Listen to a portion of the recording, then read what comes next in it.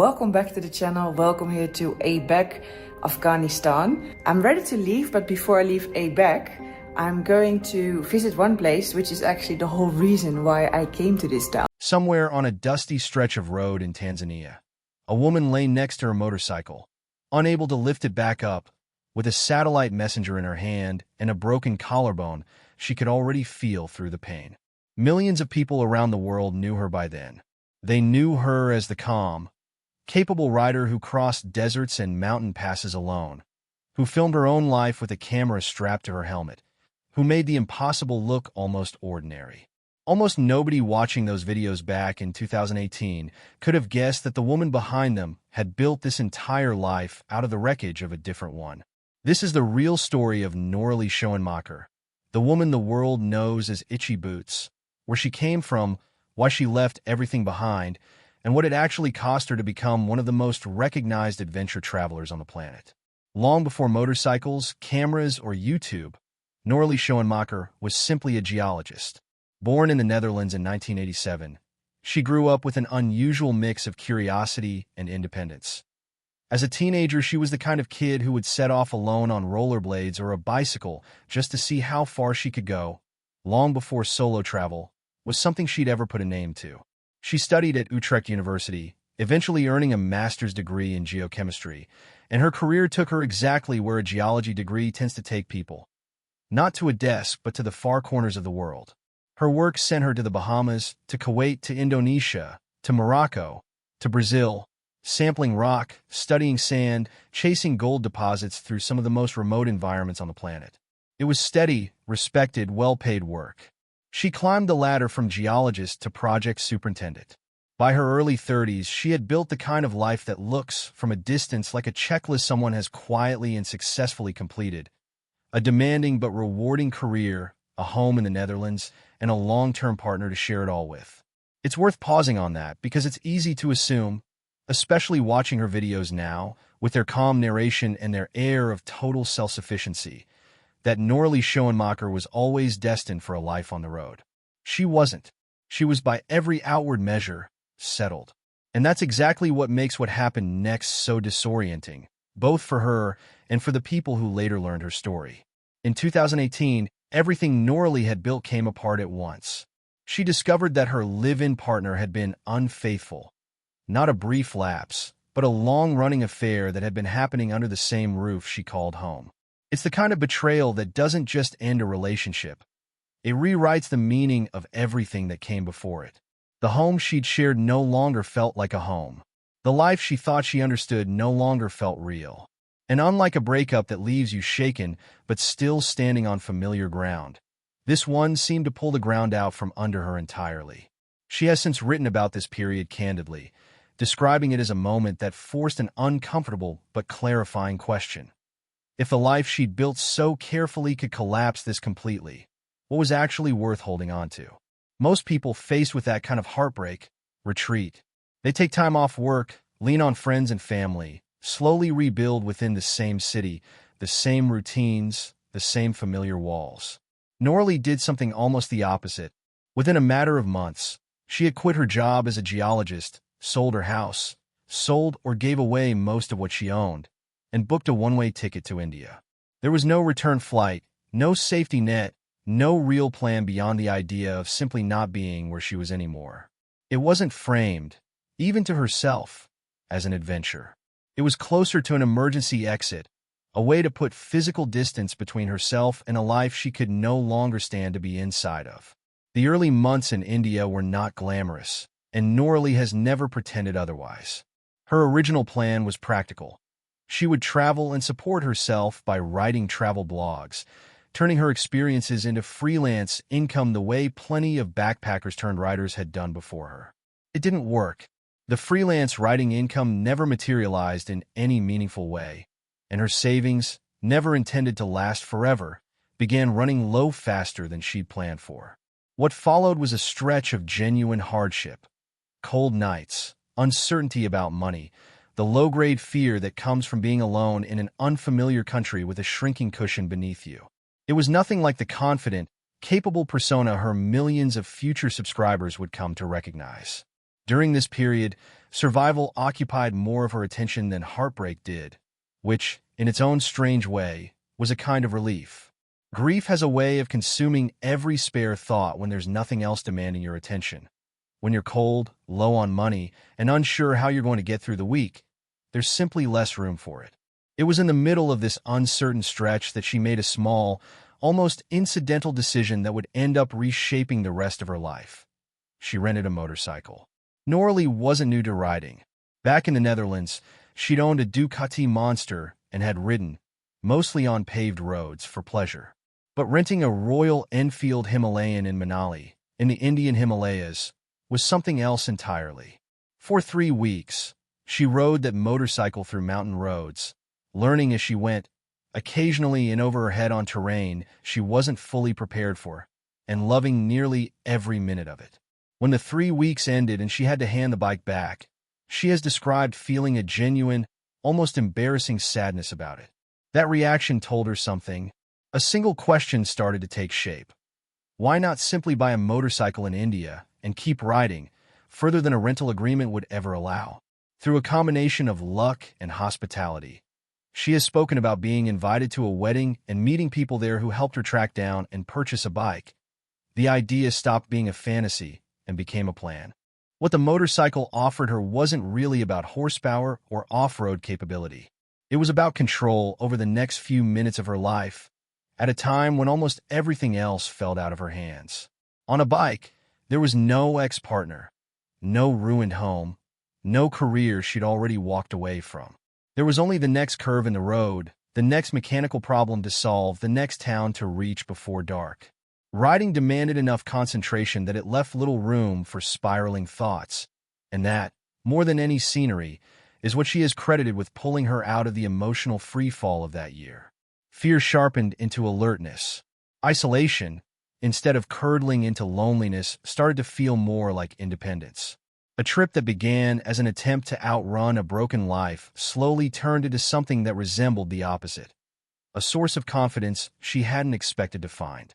She bought a camera to document the ride, mostly so friends and family back home could see what she was doing. She had no ambitions of building an audience.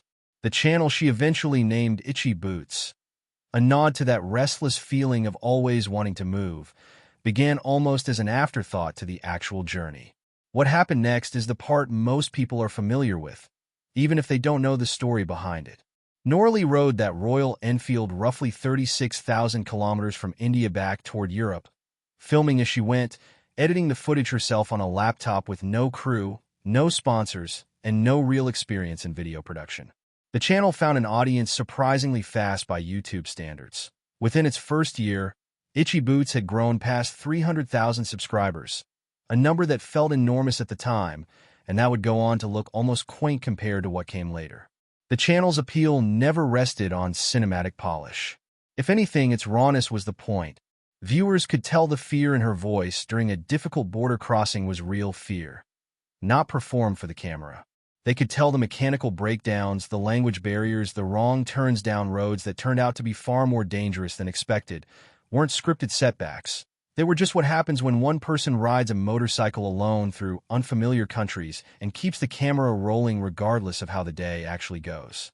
She has spoken openly about publishing videos she wasn't fully happy with, choosing forward motion over perfectionism, because waiting for a flawless edit would have meant never posting anything at all.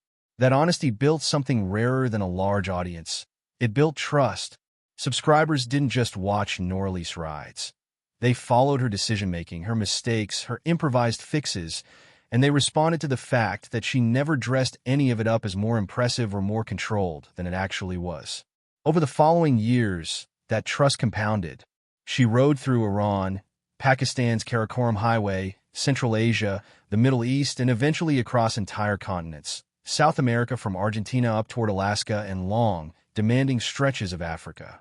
She switched motorcycles more than once as the terrain and the journeys changed, riding Royal Enfields, a Honda CB500X, and later a Honda CRF 300L Rally she named Alaska. Along the way, her subscriber count climbed past 1 million, then 2 million, eventually settling near 3 million, with hundreds of millions of cumulative views.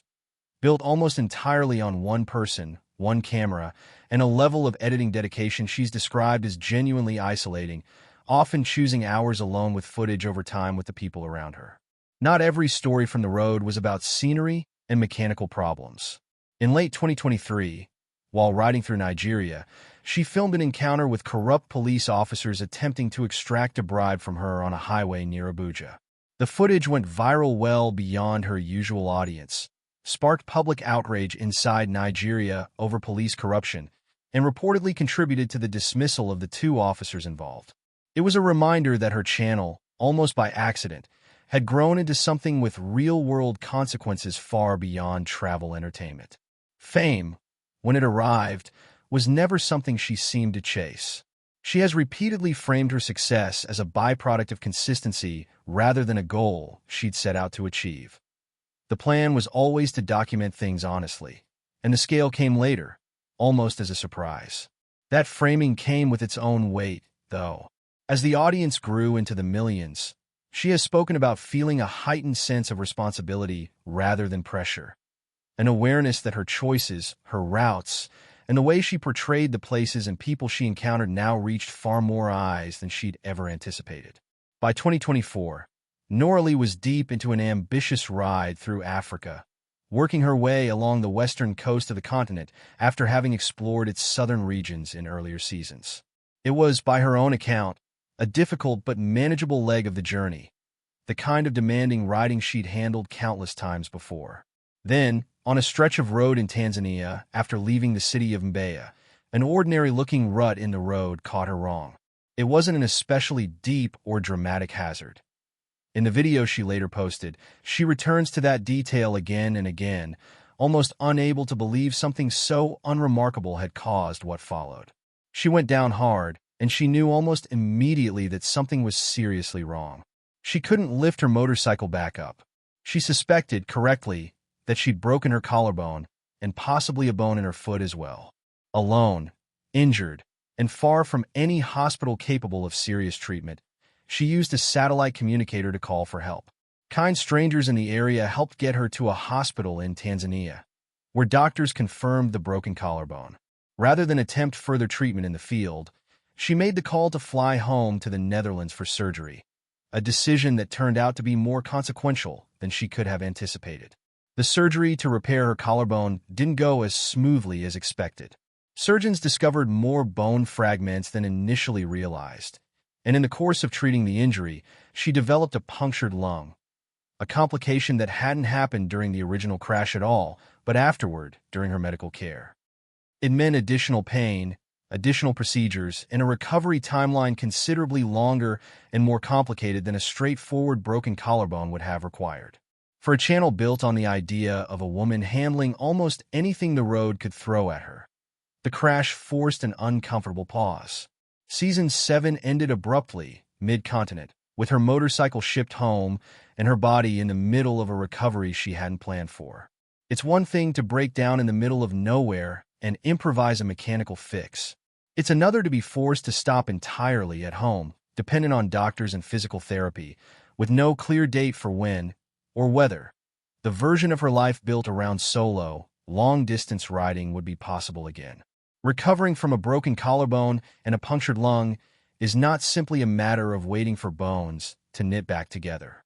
Lung function affects endurance and the ability to sustain physical effort, which matters enormously for someone whose work depends on long days in the saddle, often at altitude, often in physically demanding conditions. Shoulder and collarbone injuries affect grip, balance, and the ability to control a heavy motorcycle over rough terrain. None of that heals on a fixed schedule, and none of it heals in a straight line. What's notable about this stretch of her story is less the physical detail and more what she chose to do with the enforced downtime. Rather than treating the recovery as dead time, she used it to write. The result was her first book, later published in English under the title Free Ride. Heartbreak, Courage, and the 20,000-mile motorcycle journey that changed my life. A memoir that goes back to the beginning of her story, well before Itchy Boots had any subscribers at all, and lays out in her own words the breakup, the flight to India, the early struggles, and the first wobbly rides on a rented Royal Enfield that started everything. The book became a New York Times bestseller, giving longtime viewers of her channel a fuller picture of a story they'd only ever seen in fragments, scattered across years of videos. Her recovery also intersected with the wider world in ways she couldn't have predicted. When the book's release led to a planned promotional tour in the United States, she ultimately canceled those plans, writing publicly that recently implemented immigration policies made travel to the U.S. feel unsafe for her at that time.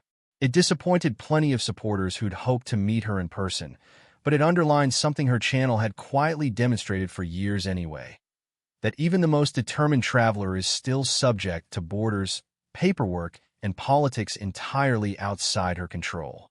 It would be easy to tell Noraly Schoenmaker's story as a straightforward inspirational arc: heartbreak, escape, reinvention, triumph. And plenty of headlines have done exactly that.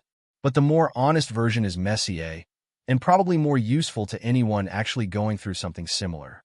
She didn't leave her old life because she'd found clarity. She left because staying felt unbearable, and only later did the motorcycle, and the videos, and the strange accidental career give that decision any shape or meaning. The early months in India weren't spent finding herself in any tidy, cinematic sense. They were spent cold, broke, and frightened, with grief taking a back seat to the more immediate problem of getting through the week. The confidence people now associate with her wasn't there at the start. It was built one country, one breakdown, and eventually one serious injury at a time. Even the crash in Tanzania fits that same pattern rather than breaking it. It wasn't proof that she'd become invincible, and it wasn't the tragic ending some corners of the internet like to imply either. It was simply the latest hard thing in a life that has, for going on a decade now, kept handing her hard things and watching what she does with them. She got surgery. The surgery had complications. She wrote a book instead of sitting idle. She made a difficult, unglamorous call about her own safety regarding a U.S. tour instead of pushing ahead for the sake of publicity. None of that is dramatic in the way a headline wants a story to be dramatic. It's just what recovery and rebuilding and an ordinary human life actually look like when the cameras occasionally admit that riding a motorcycle across 60-some countries doesn't make a person immune to bad luck, bad roads, or bad relationships. What seems to have stayed constant, from the geologist packing a one-way suitcase in 2018 to the rider recovering from surgery in 2024, is a fairly simple instinct. When something breaks, don't wait around for it to fix itself. Noraly Schoenmaker didn't set out to inspire millions of people.